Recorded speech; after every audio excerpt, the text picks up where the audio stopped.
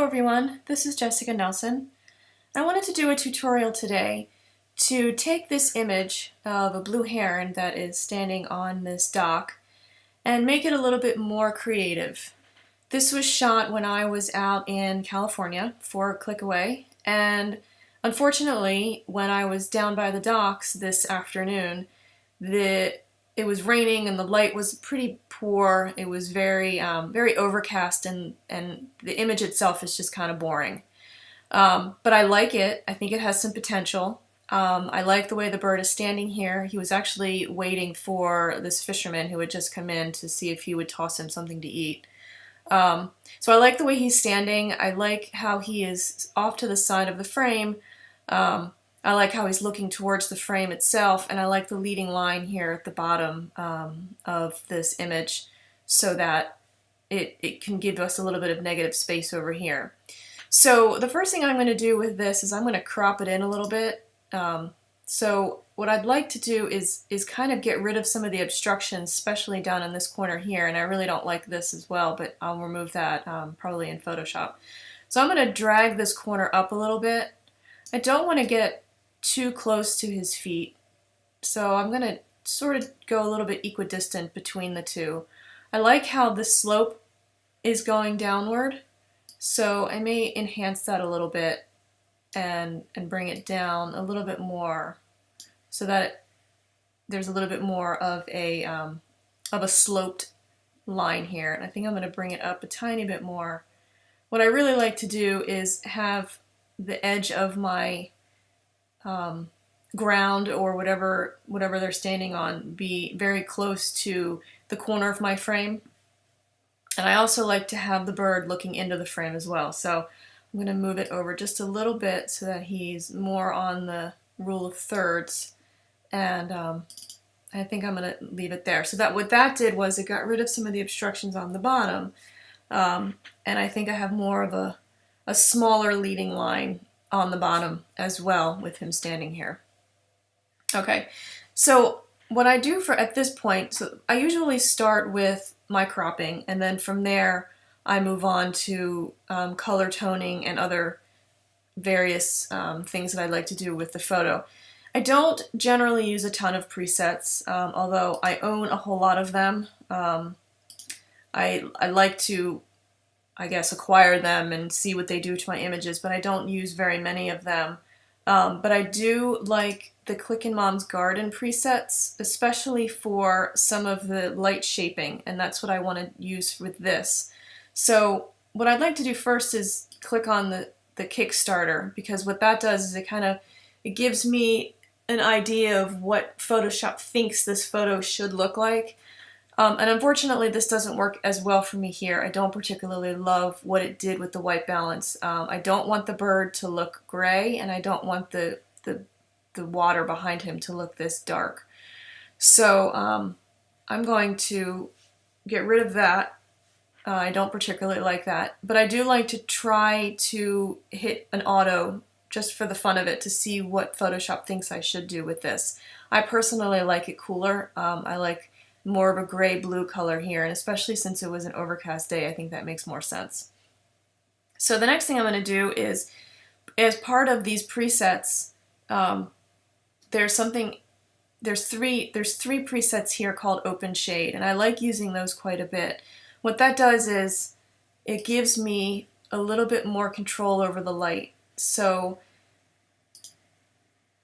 when I open up the radial filters, we can see that there are two radial filters that it includes with that preset.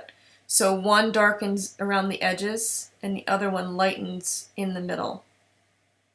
Now if I roll over these, you can see exactly where the circle of light is. And so I like what it has. I like the idea of doing this, but it's not exactly in the right place. So I'm going to move and turn this around a little bit so that inside this radial filter, where the red is, it's going to bring up some of the exposure a little bit, so it makes him a little bit brighter.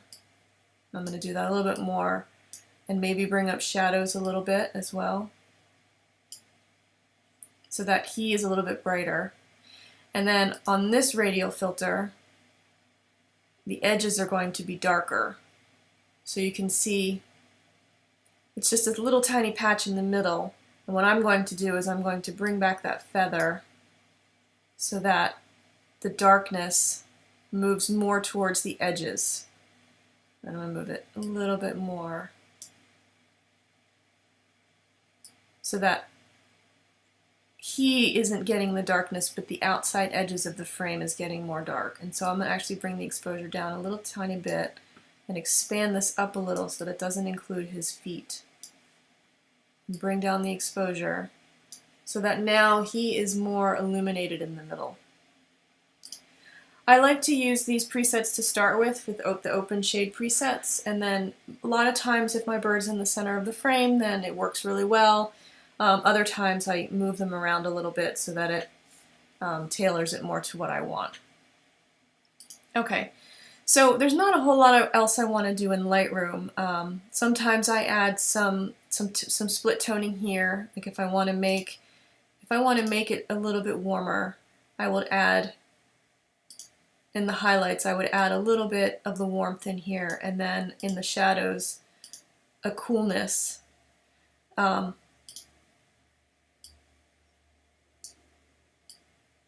To give him a little bit more depth.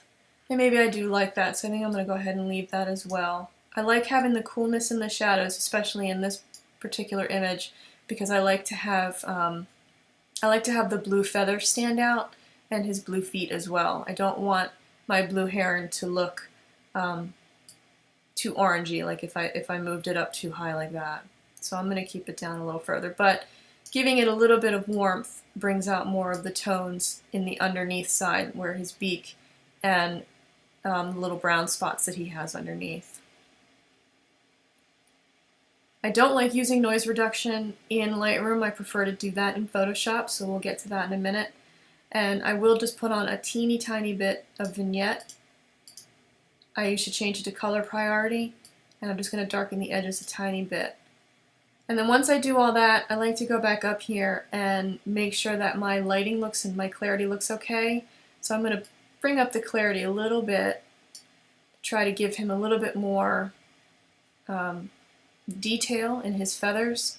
And I'm also going to give him a little contrast as well, so that he stands out a little bit more from the edge of the frame.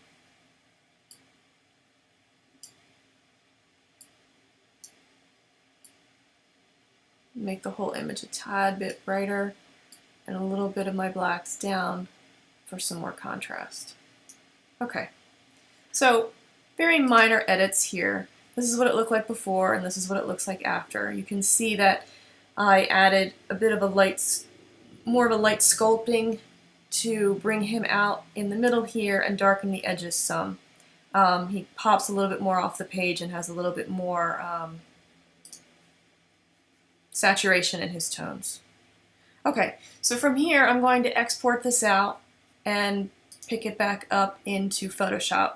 I generally export this out as a JPEG and then work in Photoshop as a JPEG, but there's many ways to do this. You can just go and hit edit in and leave it in RAW. This is just personally how I do it.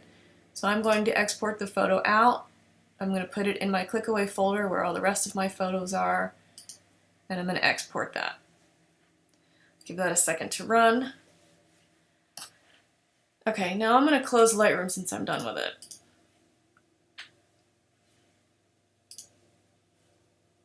Okay. Now I have all of my folders set per dates. Each date and year has different folders in them by date, and here's my click away folder of all the images that I took while I was in click away, and the one that I just edited is right here. So the first thing I'm going to do is actually change the name. I like to have all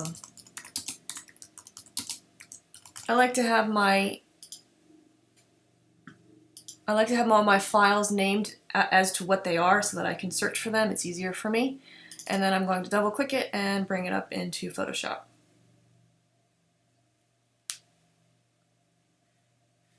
Okay, I'm going to go into full screen mode. Now, the first thing I want to do is remove this tie, this bow tie. I don't like it there. It's very obstructing to the view of the photo. I would like to have it just gone. So I'm going to try, and I know this is kind of at the edge of the frame, so we'll see how this works out. I'm going to try to highlight the entire thing with my lasso tool, or you can use whatever tool you want. You can use your magic select tool, you can use whatever tool you want to highlight the entire thing. And I'm going to hit the delete key, which is also a shortcut for your fill. You can also get to it by going to edit fill. And then under the drop down menu for the fill menu, you want to click on content aware and hit OK. And what this is going to do is Photoshop's going to automatically, sense what's around here and see if they can, try to remove it based on what's nearby. So obviously that doesn't look right. I don't want the line going that way. So I'm going to do a Control Z and try this a different way.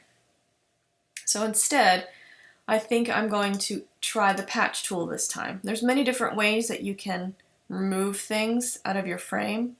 This patch tool, if you right click where your spot healing and your healing brush is, a patch tool here. You highlight around it and then you move it, physically move it to the section that you would like to clone. And right here I've picked a spot where I'm trying to line up the bottom edge of the concrete, and I'm going to drop it right there and see what happens. And then Control or Command D will remove your highlight. And I think that looks pretty good. I do see a little bit of a dark spot here and a dark spot here. So I'm going to go back to my spot healing brush and try to even that out a little bit.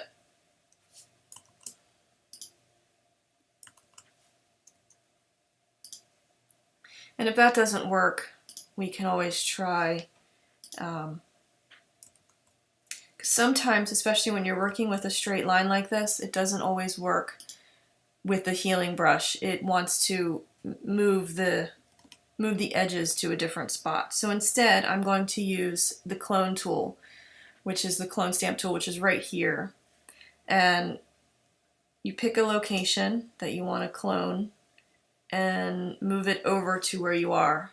Line up the edges and make sure that you are not cloning the same spot over and over again. You don't want to have the same look everywhere. So, like in this case, I see a bright spot here and a darker spot in between these two spots here. But I like the way the line has lined up here. I'm going to do one more over here, and I think that looks good. But I do see a little bit of a bright spot here. So what I'm going to do is take my burn tool at a 6% under highlights. It's very low, and just burn this down a little bit so that it blends in with the color of the concrete. Okay, I like that. I think that looks good. The other thing I want to do here is I see a couple little spots near him that I want to get rid of. So I'm going to just use my healing brush and remove those. I don't want any obstructions or distractions or anything nearby him. Okay, now it's nice and clean. He has a nice clean line that leads right to him. He's sitting in a good rule of thirds and everything looks nice here. So I'm going to save it, as I generally try to save my edits as I go along. Okay, so now we have a nice pretty picture of a bird, but again, it's not exactly the most exciting. I want to do something a little bit more creative with it. So there's a couple things that I will do at this point. Again, I have a whole bunch of actions and stuff that I barely use. I do use some of the actions from Jessica Drazen. She's one of my favorite people that I buy actions and I buy overlays for. So I do have the lightscaping instant overlays, which I use a lot. I think these are really pretty to add some sun and to add some depth to your image. But I also have some overlays that are from her and some textures from Florabella that I use, and some of the actual images that I've taken myself that I've used for my own overlays. So I'm going to pull up on my desktop, I have my favorite overlays. This is a Jessica Drazen from her Lightscaping. It's called Cool Glow. I like that. I also like one called Warm Glow. I'm curious to see what this will do to the image. So what I'm going to do is I'm going to drag this in and put it right over top of the image. Hold down my Shift key when I'm doing my transform here, because the latest version of Photoshop, you have to hold that down so that you can adjust your ratios and say okay on this. So from here, I added that on top, and I'm curious to see if I change it to a soft light, what that'll do. So it looks pretty warm. And like I mentioned earlier, I'd rather keep the bird a little bit on the cool side instead of on the warm side. And an overlay, if you change it to the overlay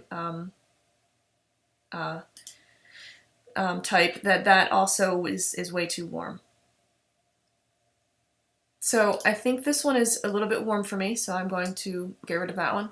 So I'm looking for something that will bring in some light over here so that it makes it a little bit more interesting, so it looks like there's more light hitting him from the back, but not change the overall color of everything. So we go back to my favorite overlays. Here are some of the ones that I have created. So this is just some overlays, pictures that I have taken that I thought had some interesting light and darks to them. And I want to use this one. Will make him look a lot cooler, and it'll bring in some brighter light from the center. But I think I like this one to give it a little bit more light from the top. Let's see what that one looks like. And I'm going to hold down my Shift key.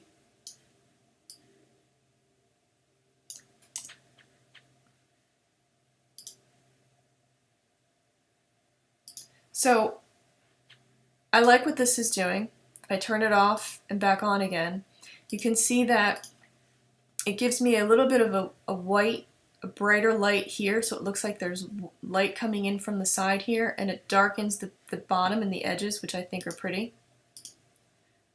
So I think I might leave that, or maybe change it to overlay. If I change it to overlay, then obviously it's much stronger of an effect. So I think I'm going to leave it there, but I'm going to bring the opacity down to about 75%.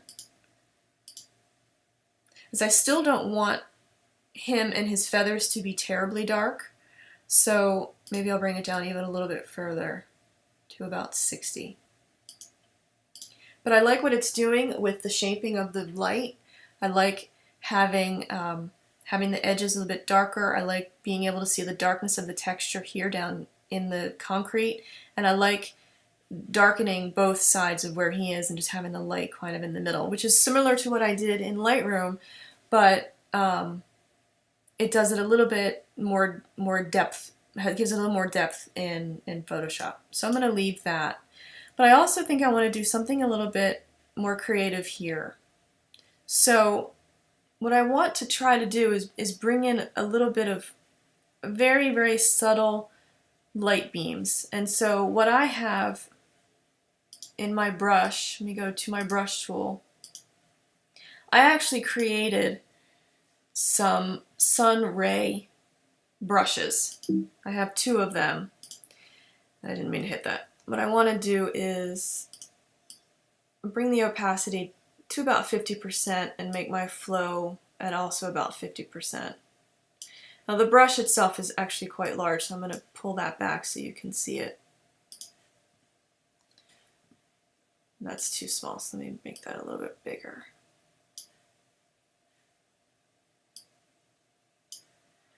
Okay, so what this does is I'm going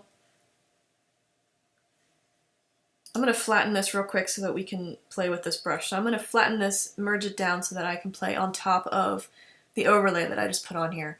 And what I'd like to do is, you can see that the outline of the brush is kind of like a ball shape. And I'm going to duplicate my layer so that I can always bring down the opacity if it winds up being too much. But I'm going to change the way in which it is it is tilted. So I don't want it coming straight down. I want it coming from the side. So if I move this to the side a little bit, not that side, up this way. If I move it up this way a little bit, then my rays are going to come in from this direction. Okay, so I'm going to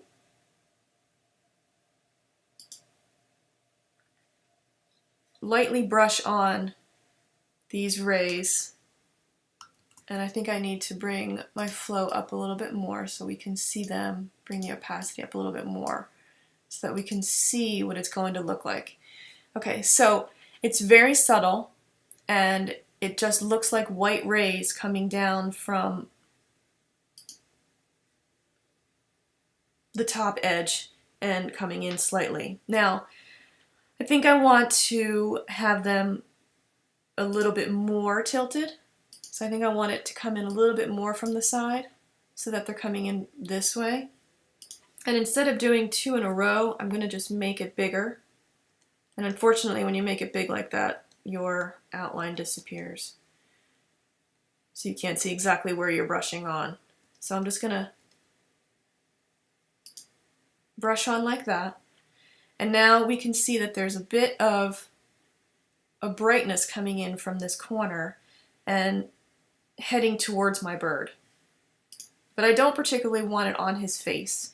So I'm going to go back to a regular brush,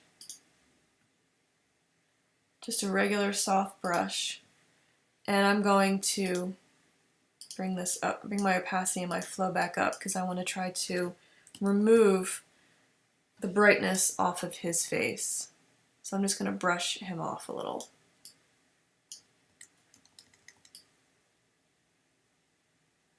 I don't really want it on him. Okay. But I do like the way the light is coming in. It makes it look more like there was real light that day as opposed to being overcast. I am going to bring the opacity of the whole thing down to about 80%. So this is before and after.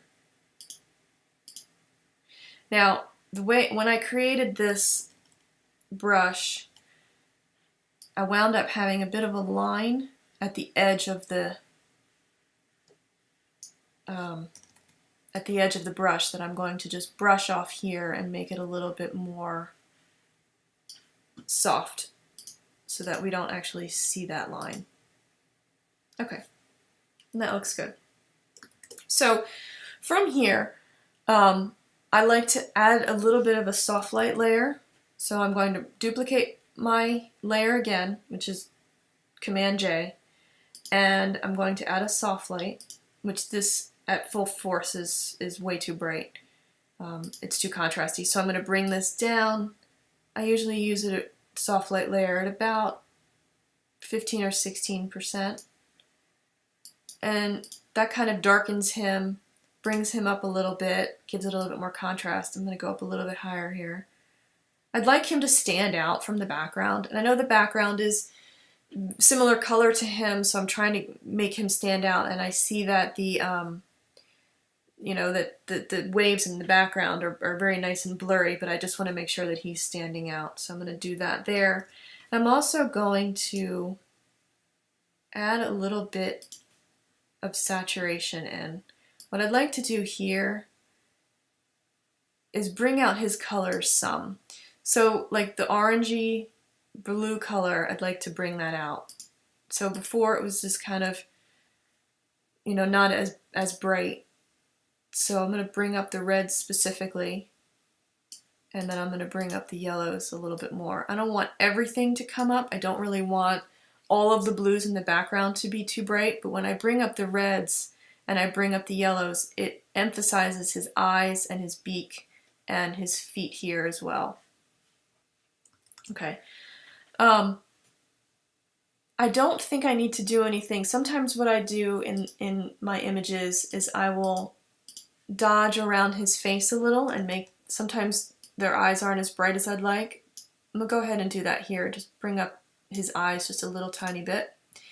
And his feet are a little on the dark side, so I think I'm going to dodge around his feet just a little tiny bit. I don't want I don't want it to look like there's a halo down here, but I don't want to lose some of this detail in the darker spots where his feathers are. Okay, and that looks good. Again, I don't think this image needs much more. Sometimes I do a noise reduction, and I can show you how I do that. I will duplicate the layer. I will go into my Noiseware program, and I will run it. You can see at 100% there is quite a bit of noise in the background. So maybe I will go ahead and brush that on. So with Noiseware, I really do not prefer running noise reduction on my birds. I do not like the way in which it makes the feathers very soft. So what I'm going to do here is I'm going to add a layer mask, and I'm going to invert it so that it takes the entire Noiseware off. And then what I will do is I will brush on only where I want it. So I'm going to switch to my white brush, and I'm going to brush the Noiseware on everywhere that I would like to have the noise reduction applied.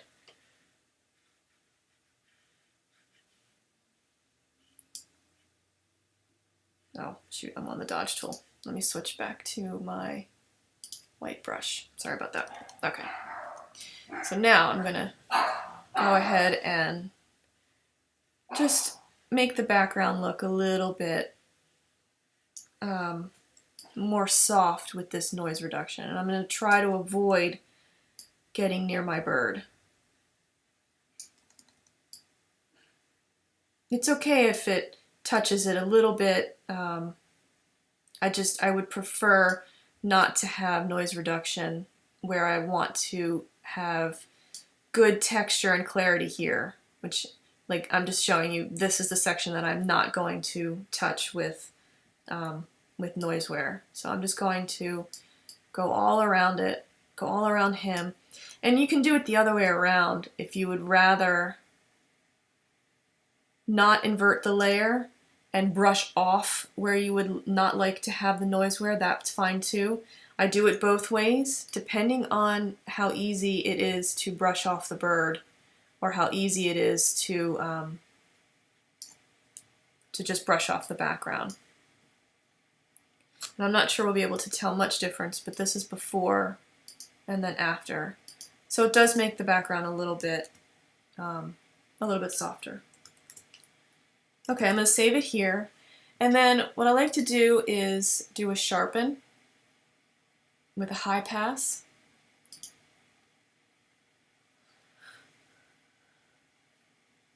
Let me duplicate my layer first. So I want to do a sharpen with a high pass. And this is a bit too crunchy. It's showing a little bit too much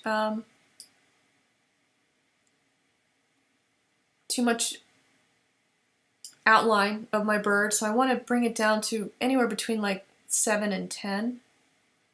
I'll go about 8. Okay, and I'm going to change this to a soft light layer. So what that does is it brings out more texture, especially in the bird's feathers and in the concrete, and it gives me a bit of a sharpening where it'll make him pop off the page. Now I think this is a little bit on the strong side, so I'm going to bring this down to about 65%. And I'm going to save it again. Okay, so I think I'm pretty happy with this image. There's lots of other things that I could have done here. I thought about maybe, and we can look at it just for fun, I have a fun, and again, these are from Jessica Drazen again. We could have put one of these like long flares in, which I think is neat. We also have this light leak, which I thought was going to be pretty, and I'm going to actually put that on top so you can see what that looks like. Change this to a screen.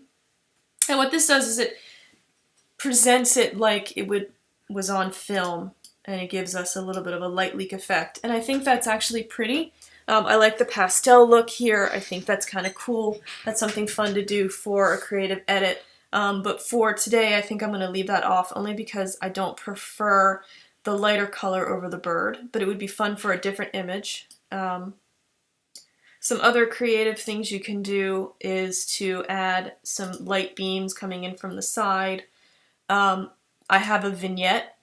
This one you can't see, but if you push this over top, this is also from Jessica Drazen, and it's just what it says. It's just a vignette.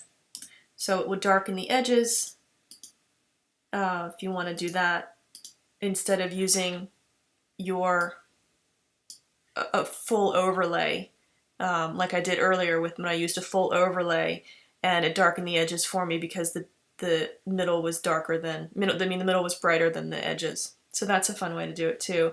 And then there's lots of other flares that you can use and put on here that I think are very pretty. But for our purposes today, I think this is what I wanted to do with this. I wanted the bird to stand out. I wanted to give it a little bit of extra light sculpting here and do something a little bit more creative than just have him standing there with just an overcast day. So from here, what I'm going to do is save it again as a full res file, and then I also save it for optimized for Facebook, and so I have an action that I've created that will resize him into the 20:48 ratio. And so I'll just run that real quick, and then I will save an extra copy, which I will call Blue Heron Doc Facebook, so that I know that, and I save it as a quality 9, and that I know that that image is saved at 20:48. So that's what I would do for this, and thank you for watching. And if you have any questions about this bird shot or the bird itself or my workshop that's coming up in a couple of weeks, I run a workshop for birding and wildlife. If you're interested in taking that, please feel free to ask. Thank you.